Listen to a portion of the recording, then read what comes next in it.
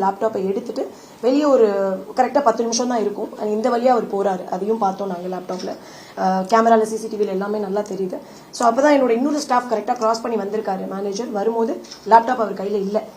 Our I think அந்த ட்ரெஸ்ஸுலையோ இதுலையோ வச்சு மறைச்சு தான் கொண்டு போயிருக்காருன்னு நினைக்கிறேன்.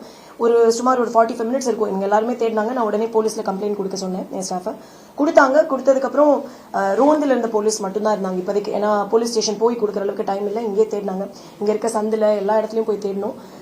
நாங்கள் கரெக்டாக அங்கேருந்து ஒரு ஹாஃப் அன் ஹவரில் ஒரு ரிசல்ட்டும் இல்லைன்னொடனே நானே கிளம்பி வந்துட்டேன். வந்த உடனே காரில் போக முடியாதுன்னு தெரியும். பிகாஸ் எப்படியும் அவங்க போனால் அவங்களை பிடிக்கிறது கஷ்டம் அப்படின்னு. ஸோ அப்போது ஒரு அண்ணா, ஆட்டோ டிரைவர் அண்ணா தான் வந்தாங்க.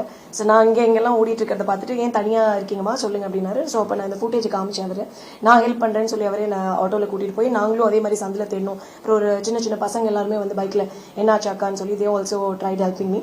அவங்களும் எங்கே இருக்குது இந்த ஃபுட்டேஜ் பார்த்துட்டு மோஸ்ட்லி இந்த கட்டடம் வேலை செய்கிறவங்களா இருப்பாங்க அப்படின்னு சொல்லி அங்கெல்லாம் தேடினாங்க. பட் என்னோட இன்ட்யூஷன் வந்து இல்லை, கட்டட வேலை செய்கிறவர் இப்படி ஒரு அழுக்கான துணி போட்டுட்டு இப்படி ஒரு இதில் போக முடியாது, நோண்டி வேற நடக்கிறாரு, அவர் குடிச்சிருக்காரு அப்படின்னு தோணுது. ஸோ மேபி இங்கே ஏதாச்சும் ஒரு பிளாட்ஃபார்மில் அவர் வாக் பண்ணிட்டு இருக்கலாம் அப்படின்னு என் மைண்டில் ரொம்ப தோணிட்டே இருந்தது. ஸோ போலீஸ் எல்லாருமே சொன்னாங்க, இல்லை மேடம் ஆல்ரெடி ஆல்மோஸ்ட் 2 ஆயிடுச்சு, ஒரு 2 மணி நேரம் ஆச்சு, இதுக்கு மேலே கிடைக்கிறது கஷ்டம், இதுக்கு மேலே கிடைக்காது, நம்ம நாளைக்கு சிசிடிவி பார்த்துட்டு பண்ணலாம் அப்படிங்கிற மாதிரி. பட் எனக்கு அது விட அவ்வளோ மனசு வரல. பிகாஸ் ஃபர்ஸ்ட்லேருந்தே நான் அப்படி தான் எதுவாக இருந்தாலும் கிவ் அப் பண்ண மாட்டேன் சீக்கிரமா.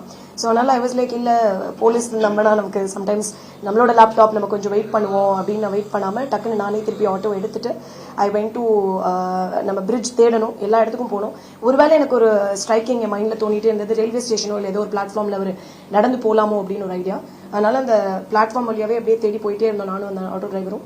போகும்போது நான் அந்த சிசிடிவியில் நல்லா அவரோட செருப்பை பார்த்தேன், செருப்பும் அவரோட ஷர்ட். பட் அவர் எவ்வளோ ஸ்மார்ட்டாக அந்த திருட வந்து அவரோட ஷர்ட்டை மேலே போட்டு மறைச்சிட்டாரு.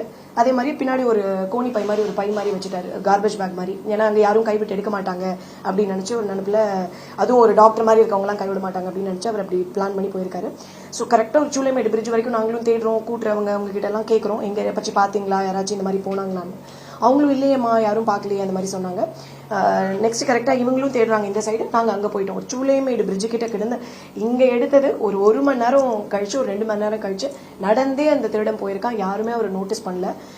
எந்த சிசிடிவி ஃபுட்டேஜ்லையும் எங்களால் பார்க்க முடியல, கொடுக்கல அந்த மிட் நைட் அப்படிங்கிறதுனால.